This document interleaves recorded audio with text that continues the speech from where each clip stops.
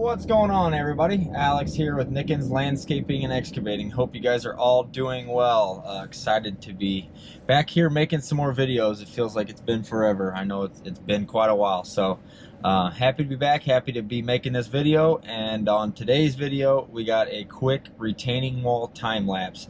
This project took us about 33 man hours, something like that.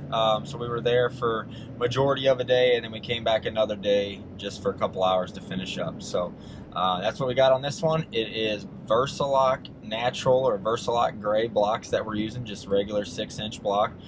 For small walls like this is what we prefer. This is what we try to use if at all possible. Sometimes we're not able to match a color or match a style with these, but Versalock is what we prefer. They're solid walls, been building them for a long time, so that's what we like, that's what we're used to.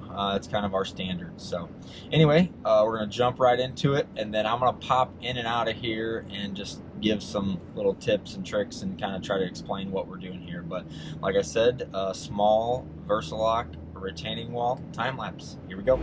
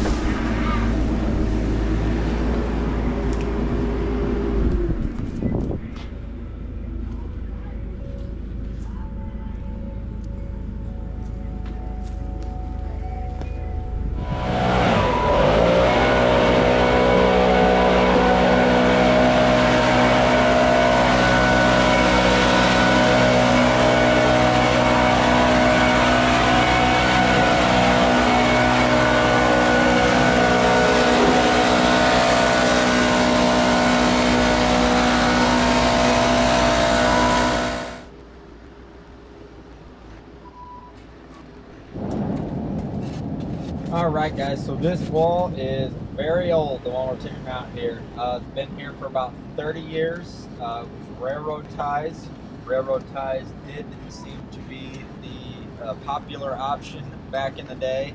I'd say in the 80s and 90s, retaining walls were very common to be used for retaining wall construction. But yeah, we tear out a lot of them, so they did last. It's been here for a long time. But time for it to go. It is not serving its purpose anymore. It's collapsed in a couple places, allowing mud and whatever else to wash through. So got to get this wall out of here, and there's also a stump back here that we got to get out of our way. And then, yeah, keep on keeping on. So first step is get this stuff out of here, get the old stuff out of here, do our excavation so we can get in our base rock, and then we'll get compacting then.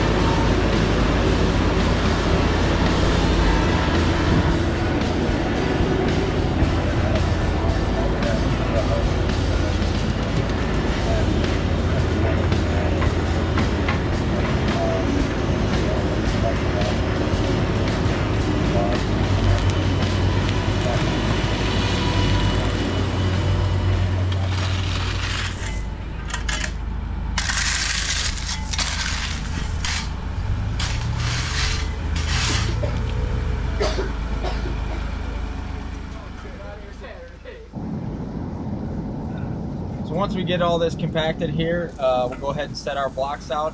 One thing that I want to talk about here, you'll see what we're working on here, is screeding out this base. So if you guys are familiar with patios, even if you're not familiar with patios, I'm just going to try to explain the screed process the best I can. If you are familiar with patios, you're going to know exactly how this works. Concrete guys, you get the concept too, but I know a lot of people watch these videos that have no idea what's going on. So I'm just going to try to explain the best I can here quickly, briefly, what is going on. So we put in our base rock, we compact that, we make sure we have at least 5 inches of that. We want 6 inches of base total minimum whenever we're done. A lot of times it's more than that, but for a small wall like this, that'll be fine, especially with this clay soil that we have here. It's really, really hard stuff, pretty stiff stuff, doesn't absorb water, everything kind of runs off of it. So good base for a retaining wall. But anyway, we'll put in our regular rock, which we just use 3/4 clean rock. Sometimes we'll use grade 8 or CA6 or whatever you call it in your part of the country, but a lot of times what we're using here is just 3/4 or 1 inch clean rock, limestone. And then we'll get that really close to level. It doesn't have to be perfect, because this screed process that I'm talking about here is what is going to make everything perfectly level. So we get our 3/4 or 1 inch in here where we like it, at least 5 inches like I said, and then we will set these little metal bars. They're 1 inch OD, 1 inch outer diameter gas pipe material is what it is, what we use. It's just a metal bar that's 1 inch OD, 1 inch outer diameter, so then you can have 1 inch of your bedding layer or your screed layer.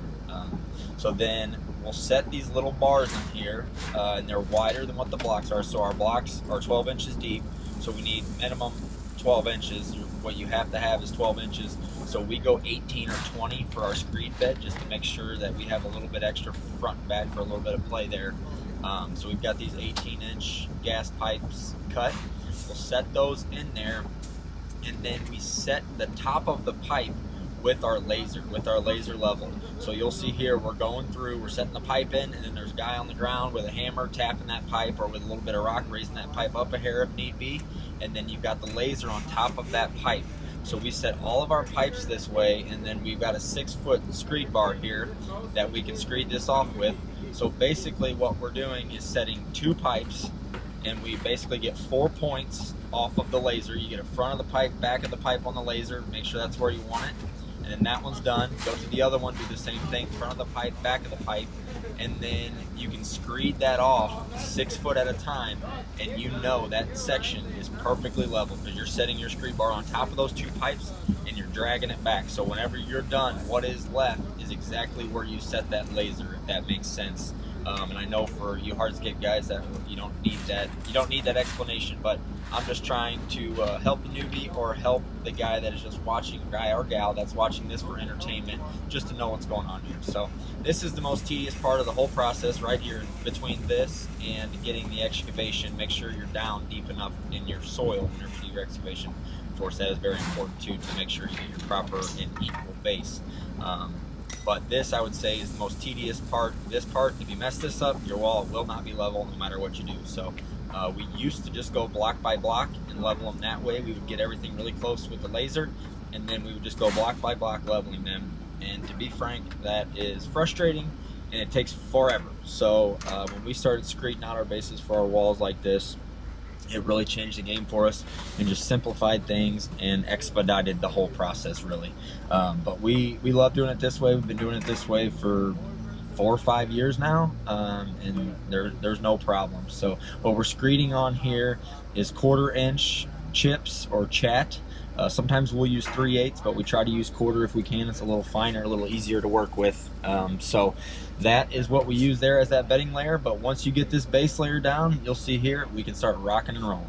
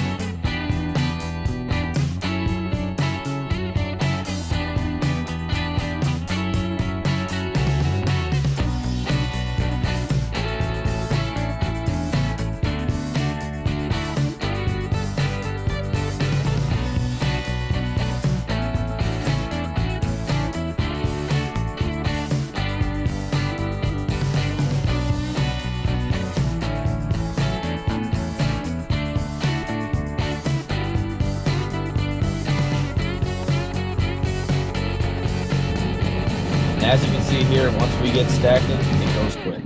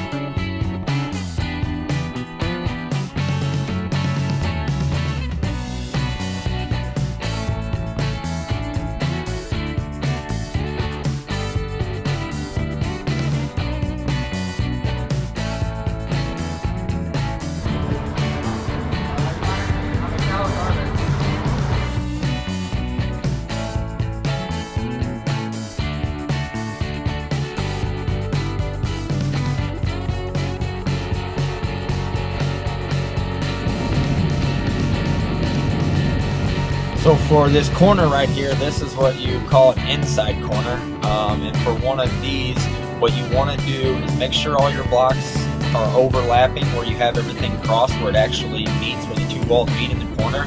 But then you'll see we have gaps here, and I leave those gaps and come back and I can cut that stuff in. But I want to make sure my blocks going across the wall are staggered 50%. So in other words, your first row, you'll have a full block.